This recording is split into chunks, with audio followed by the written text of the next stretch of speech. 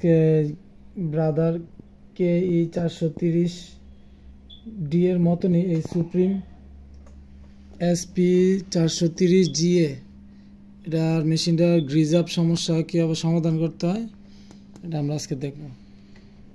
প্রথমে মেশিনে power on করতে হয়।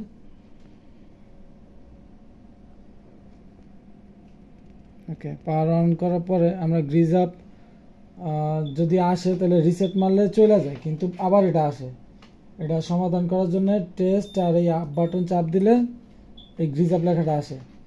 এরপরে এখানে যতই থাকুক